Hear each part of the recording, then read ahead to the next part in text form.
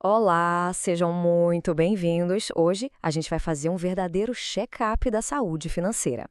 Vamos pegar um assunto que, olha, para muita gente dá até arrepio, a dívida, e transformar em algo bem mais simples, sabe? Totalmente gerenciável. O nosso objetivo aqui é clareza, não medo. Então vamos direto ao ponto com aquela pergunta que com certeza já passou pela cabeça de todo mundo em algum momento. Será que ter qualquer tipo de dívida já significa que as finanças estão, assim, em apuros? A resposta, olha, pode surpreender. Para a gente começar a botar os pingos nos is, o ponto-chave é o seguinte: existe uma diferença gigantesca entre estar endividado e estar inadimplente. Endividamento é simplesmente usar um recurso que não é seu, como financiamento, para comprar algo. Agora, inadimplência é não conseguir pagar esse compromisso. São duas coisas completamente diferentes, viu? Então, tá aqui o nosso roteiro de hoje. A gente vai desmistificar a dívida passo a passo, construindo uma visão bem clara para conseguir gerenciar as finanças de um jeito mais inteligente. Bom, vamos começar então. A ideia aqui é, sabe, dar uma reprogramada na nossa cabeça sobre como a gente encara a dívida. Sair daquela mentalidade de dívida zero a qualquer custo para uma de equilíbrio. E essa é a grande sacada, o ponto central da nossa conversa de hoje. Saúde financeira não significa a ausência total de dívidas, mas sim ter controle e equilíbrio sobre elas. O objetivo é fazer a dívida trabalhar a favor e não contra a gente. Certo. Agora que a gente já ajustou a nossa mentalidade, vamos para os fundamentos, os tijolinhos que constroem qualquer balanço pessoal. Entender esses dois conceitos é, assim, essencial para saber qual é a real situação financeira. Pensa na vida financeira como se fosse uma balança, daquelas bem clássicas. De um lado, a gente coloca os ativos, que é tudo aquilo que se tem. Do outro, os passivos, que é tudo que se deve. O grande objetivo é manter essa balança equilibrada ou, melhor ainda, com o lado dos ativos pesando mais.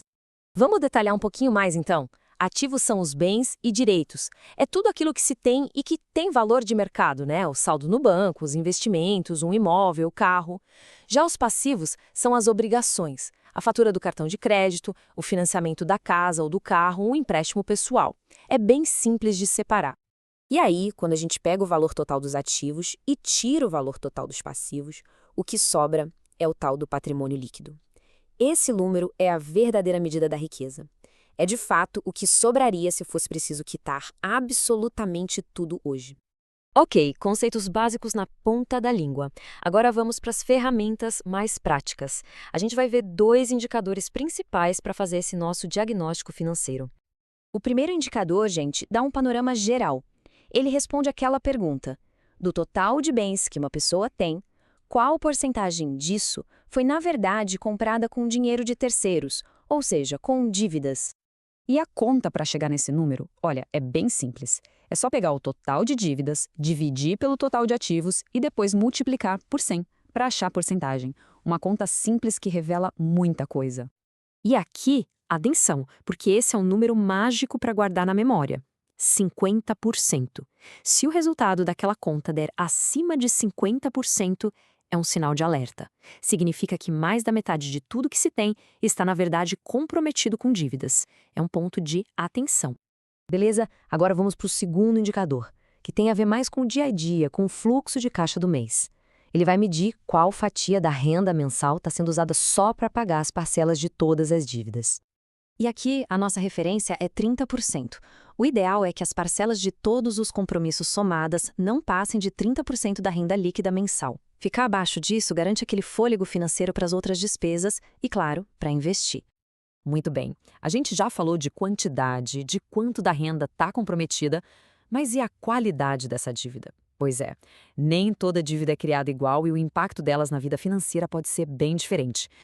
Olha, entender essa diferença é simplesmente fundamental. A chamada dívida boa é aquela que ajuda a construir patrimônio, tipo financiar um imóvel que tende a valorizar ou um negócio próprio. Já a dívida ruim é aquela que financia coisas que perdem valor muito rápido ou que são só para consumo, como entrar no rotativo do cartão para pagar as contas ou pegar um empréstimo para tirar férias. A grande diferença está no que essa dívida constrói ou destrói no longo prazo. Ok, bastante teoria, né? Mas a melhor forma da gente fixar tudo isso é com um exemplo prático. Então, vamos colocar a mão na massa e ver como isso funciona na vida real. Vamos imaginar um cenário bem simples, só para a gente entender a lógica. Pensa numa pessoa que tem R$ 100.000 em ativos, somando um carro e alguns investimentos.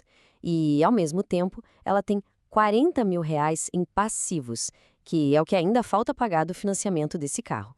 O primeiro cálculo que a gente faz é o do patrimônio líquido. Simples. Ativos menos passivos. 100 mil menos 40 mil, que dá 60 mil reais. Esse é o valor que, no fim das contas, a pessoa tem de fato. Agora, vamos calcular o nível de endividamento. A gente divide a dívida total pelo total de ativos. 40 mil dividido por 100 mil dá 40%. E o diagnóstico? Bom, está controlado porque está abaixo dos 50%, mas já acende uma luz amarela, sabe? Requer atenção para não deixar esse número subir. Bom, a gente passou pela teoria, vimos um exemplo prático, agora chega a hora de trazer essa análise para a realidade de cada um, de fazer essa autorreflexão. E a primeira pergunta para essa reflexão é bem direta. Se fosse preciso vender tudo o que se tem hoje, nesse exato momento, daria para quitar todas as dívidas? A resposta para essa pergunta, seja ela qual for, traz uma clareza imensa sobre a situação financeira atual. E para fechar, fica aqui uma última provocação, um último pensamento. É hora de parar e analisar. As dívidas que existem hoje estão construindo um futuro melhor ou estão apenas servindo para pagar por coisas do passado? Essa reflexão, no fim das contas, talvez seja o passo mais importante para ter uma saúde financeira de verdade. Muito obrigada pela companhia